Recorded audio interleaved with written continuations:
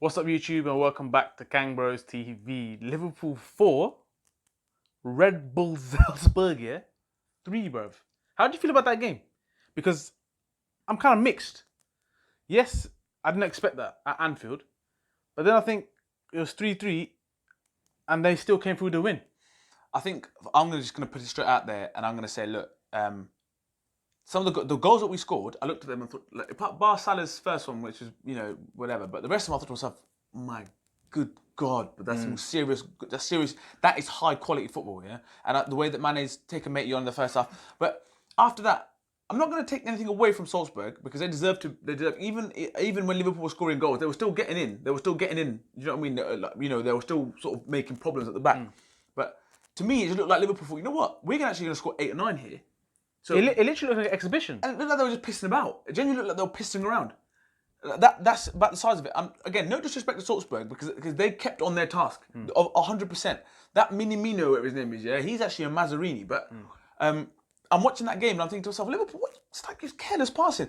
I'm saying Henderson trying to do flicks and that. I say, bruv, you can't complete a pass facing forward and you're trying to do flicks. Bruv, in the Robertson goal, he played a big part in that, bruv. He's a nice... But he also played for their 2 goals, he played a part. So what I'm saying is, if these are sort of games where that could have become a real tricky situation. It did 3-3. That's a tricky situation. I'm sorry, but do you reckon the fact that it almost like an exhibition game is what actually killed Liverpool? Because we were saying it in the first half, we was actually screaming, saying we need to just finish this game off completely, like literally just banging the goals. Because I think almost like you said, they came in the second half or after that sort of first 30 minutes, thinking we've got this in the bag.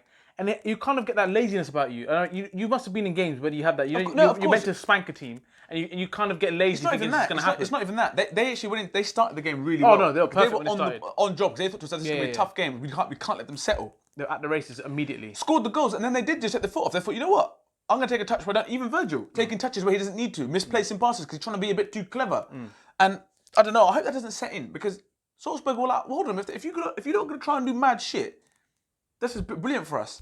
And I'm sorry, but Liverpool need to, like, it's tough to keep standards. I get all that. But Henderson, today, was just... That's where the first goal came from. But people who want to defend Henderson as all you want. He started off very well. Like I said, we give praise when it's due. When he started, I was like, Henderson's on job today. And after the 35 minutes, then after that, like the first goal came from Henderson's mistake. You can't make mistakes at this level. And that's where it came from. Otherwise, Salzburg were not going to get a goal in that first half. So he wasn't very good today, Jordan Henderson, and what epitomises it is when they scored the 3rd goal, they took Henderson off. You're a captain to shore things up. They said, get the fuck out of here. Bruv, if 61 minutes have gone and you're taking off your captain, that says it all. That says it all for me. Like, you ain't taking your captain off, and when you're at stages where the game is getting hard, it's getting tough. You put Milner on because you know. You needed someone with an experienced head. With a brain. Joe Gomez. I can't defend him, bro. And the thing is, I'm not going to sit here and be like, he should be able to slot in and go straight to it. He's gone from playing in the MK Dons to come to play against Dazzler and then nothing in between. So it's tough. So you're playing against Champions League, you're playing in the Champions League. But just simple things. Decision making, positioning. That's bread and butter as a defender. And the thing is, that was even before the goals came. We looked at each other. He's thinking Gomez is not. He's having one. He's not on it. They kept playing on him. If Haaland started the game, I reckon there could have been real problems because he was taking the piss out of Gomez when he came on. And listen, as much as I praise him, I thought Van Dijk was miles off it today. He got sat down by that matey. Fair play. That's it. We always give praise to the Bandaya whenever it's due, right? But today he got sat on his arse. He got turned inside out. So all this bullshit stat that people talk about, oh, no one's run past Verge and done this or scored a goal going around Verge. Look, let's just sack that off now, innit? It's done. Verge is a human. He got put on his ass and maybe scored a gully goal. So let's give the praise where it's due. And obviously, like I said, Van Dijk's human, bruv, and he got done. So let's nip down the bud. It looked like complacency set in today. I thought he had a very average game by his standards. I thought defensively, Trent. Defensively, the guys, he's bang average. To be fair, you've been having on Trent for the last few weeks. Defensively. Defensively, he's not. If I'm an opposition team and I see that Gomez and Trent are playing, I know where I'm saying go your best player. Go and play on those two. I have to agree with you. Because Trent defensively isn't at the races. I'm sorry, he's very good going the other way. Not denying that. Defensively, he can be got at. Robertson, I like the guy, but defensively he's good. Going forward, he can make some rash decisions. But that goal shows the quality the guy does have. For me, he's a better defender than Trent.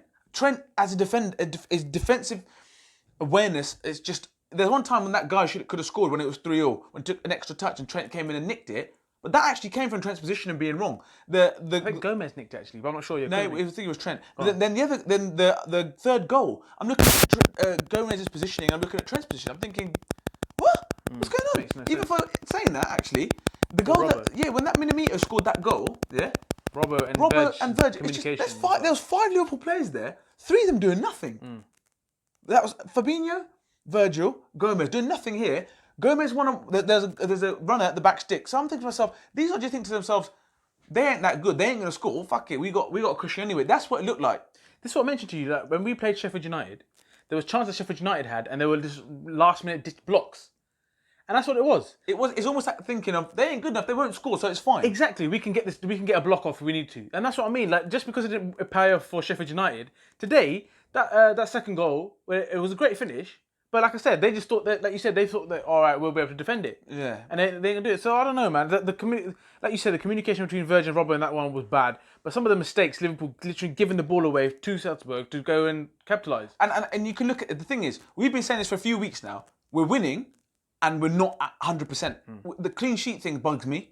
Last season we won so many games because we kept clean sheets and everyone was like they'll keep the back door shut. And it's not to do with the goalie. It's not actually at all. Yeah. Exactly. So it's worrying me. It is worrying me because we're not playing well. We're winning. So people might think I'm being a pessimist. I'm being a realist because when it does happen, and it will, because you keep playing like this, it's only a matter of time. I'm sorry. And we've won 4-3. We're back on. Napoli dropped points. Great. Champions League, brilliant. But I'm being straight up and honest. Fabinho looked leggy towards the end of that game. Towards the end, he did. He looked leggy. Yeah. Because they're asking a lot of him. He's doing a lot for this team. We're not our midfield. When we needed we need something to happen. Wijnaldum and Henderson to come off. We've always said that there's a gap in that midfield for a creative player. I watched Coutinho yesterday when he was causing absolute havoc against Spurs. Had to get it in there. Sorry, but you could see his quality in and that little position there, that number 10, that pocket. So. Yeah, I don't know. Again, we missed chances. Mane, that head in the thin air. Salah was it was just. He got 2 goals, yeah, but same thing again. It's just like he looks like a guy who's lacking in confidence sometimes.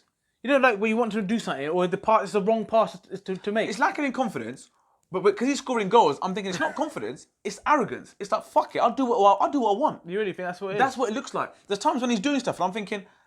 You're doing that because I don't think you're even scared anymore about Luke. You're not going to get dropped. You're right. Undroppable. You're right. It's not confidence because he scored 2 goals. Yeah, you're right. So that's why sometimes half of me thinks, is it just a case of him saying, I'll do what I want. Say something.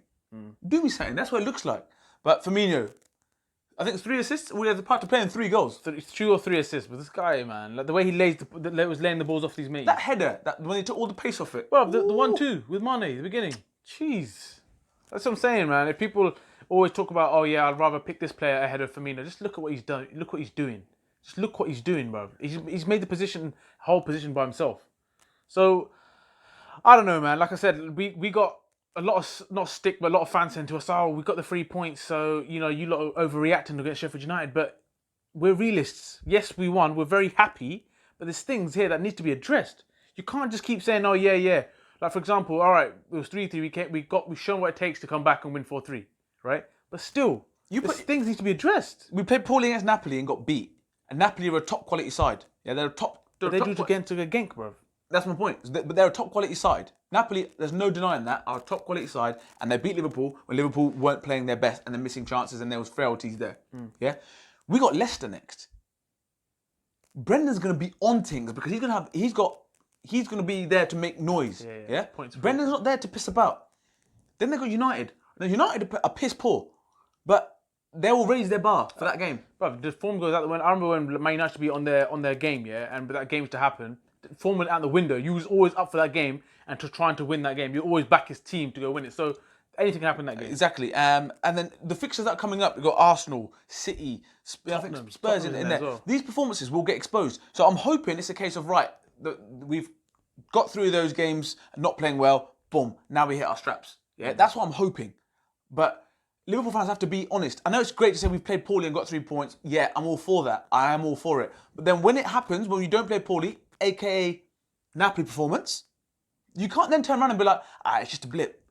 You can't turn around and say that because we've got to raise it. Alisson comes back. I know that will change things. Although Adrian's done well, I know it plays that comfort when you got number one in. He knows the drill, bro. I know I might sound like I'm being negative and pessimist, but watching that game today, you can't blow that hot and cold. Have 37 minutes of being brilliant, and then fucking it off for 25 minutes, but either side of half time, just fucking it off, and then getting a goal. When they were 3-3, they went back to being good again because they thought, right, shit, we need to get serious now. We need to manage this game.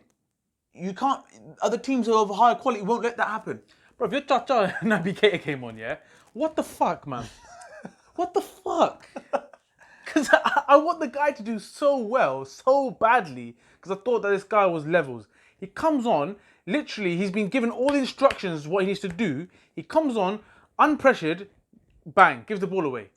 And I'm looking into the skies, into the heavens, thinking, please. Like, he's just running around like an uncle, bare slow in that. I don't know, man. I'm baffled right now about Naby Keita. I want him to do so well. Like you keep saying about this creative player, he is that guy. He was that guy who's coming in to do that. But I'm just lost the words. All I'm saying is, I'm not going to say anything about him at the moment. He looks like an uncle that's been injured for about 7 years. That's just decided to start running again. That's what he looks like. But Fabinho looked like that as well. Towards the end, not the beginning. Like towards the end, he got leggy. No, like, I'm talking about when Fabinho first joined. First joined, yeah. This guy's had injuries and he's shown glimpses of how good he can be. Yeah. So I'm going to reserve judgment. Fabinho at the end was like, you look like when you're doing the bleep test, bro, and you're just dead. You can't. And there's man on the side saying, "Yeah, keep going," and he's just like, "Ah." Yeah, it's one of them ones. But anyway, but look, we got the 3 points. That was the main thing. I kept saying to people in the comments, like people predicting the scoreline. I kept saying, look, we just need to get the train going. You know what I mean? After the Napoli thing, let's just get it going. Let's get the win. But I didn't expect that. I didn't expect to concede 3 goals. I don't think anyone did. I mean, these few weeks or few games have been a good wake-up call for me. I think the Sheffield United. We're winning. We're winning. Chelsea, we played dump. We won. Sheffield United, we were dump. We won. Today, we were guff for 35, 40 minutes of that game. We were guff. Either side of half time, and we've won. So that's the positives. Now we're going into some tough fixtures, and this is a chance to say, right, okay, now we've kind of muddled our way through. Boom. Now it's time to go to work. Yeah, that's what I'm hoping for. But if it doesn't happen, you can't say that it's come out of the blue. Just to wrap this up, then man of the match for you this game. Firmino. Salah scored 2 goals, but for me, Firmino was just nuts. Yeah. I think you can't give too much. Even Robbo was close, but that goal he did was mad. He literally was mad. Like that Michael Owen striker run, what he did, and then side foot in. But it has to be Firmino. For me, yeah. Birthday boy. Happy birthday, bruv. All right, on to the next video, which would be the next game will be Leicester, as you said. And let us know what you think. Am I being too pessimistic? Listen, I know out of the two of us, I'm the one that normally is the pessimist, but I think I've got a point. I think I've got. I'm agreeing with you, fam. So you know what I mean. But like you said, we won. On to the next one. Let us know your comments on this. Don't forget to share, like, subscribe, and comment.